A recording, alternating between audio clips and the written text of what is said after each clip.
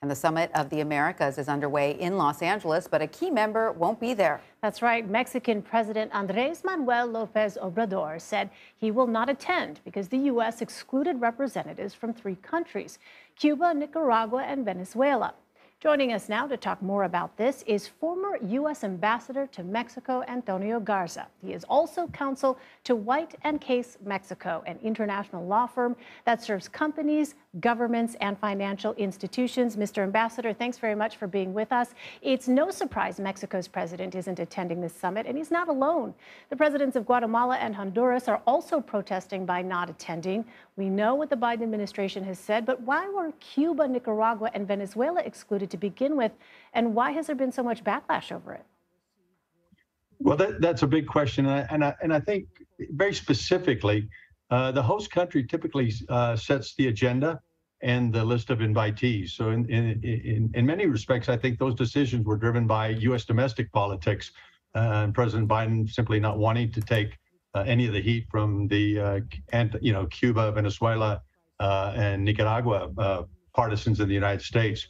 More broadly, though, I think if you take a step back and look at the history of the Summit of the Americas, in 1994, there was such a wave of democracy sweeping across Latin America and free trade, so much so that President Clinton then set as the objective of these summits, ultimately a free trade of the Americas. And in 2001, Secretary Powell adopted a democracy charter that said democracy will be a bedrock sort of foundation of these summits. So it was really no surprise that Cuba, Nicaragua, and Venezuela historically had not participated. In fact, Cuba participated, I think, in one during the Obama administration. So López Obrador, what he did, a month or so ago, was really elevate this issue and put himself front and center in the discussion about their invitations. You might say generously that he took a very principled stand about the inclusion of all the countries in the Americas. More cynically, some have suggested that he's been a little more than a Cuban stalking horse on this issue. But I think one of his messages is that Mexico does have leverage in this relationship with the United States, and the decision not to come is in fact a very significant diplomatic snub. Curiously, at the same time that he announced he wasn't coming, he also said that he'd be having a July meeting with President Biden. So it gives you some sense of the importance of Mexico to the United States, that in the wake of this, he'd have that meeting.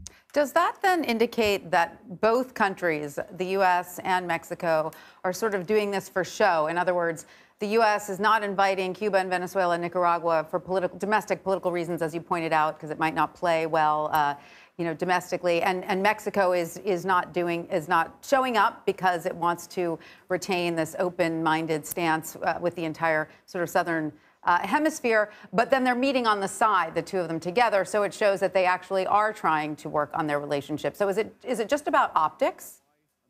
Well, Tanya, we had a variation on this conversation some time ago, and I think in a very real sense, there's a certain amount of that going on. President Biden simply was not going to extend that invitation any further, and he got to place those markers down. López Obrador, some time ago, said, he was positioning himself more vis-a-vis his Latin American left colleagues in the region. So I think they both get a little bit of what they want. The July meeting, I think, ultimately will be more focused on some of the North American issues, whether it be economic integration, USMCA, some of the issues still attendant to that. But probably more specifically, it'll be migration.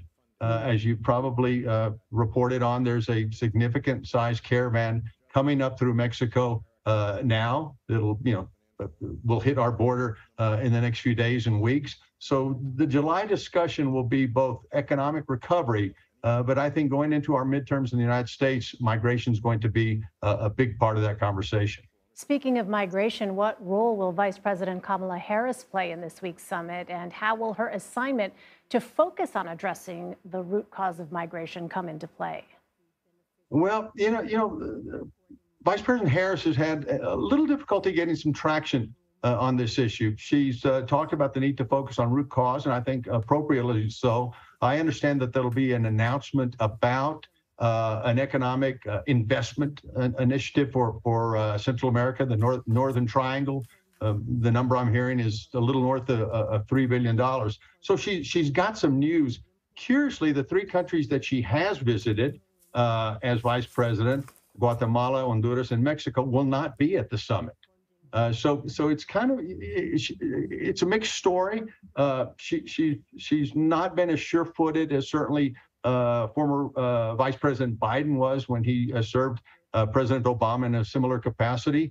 But it's a tough issue, and I think right now she gets very mixed marks on that. Well, Ambassador Antonio Garza, thank you so much for your insight into this region of the world. We appreciate it. Thank you.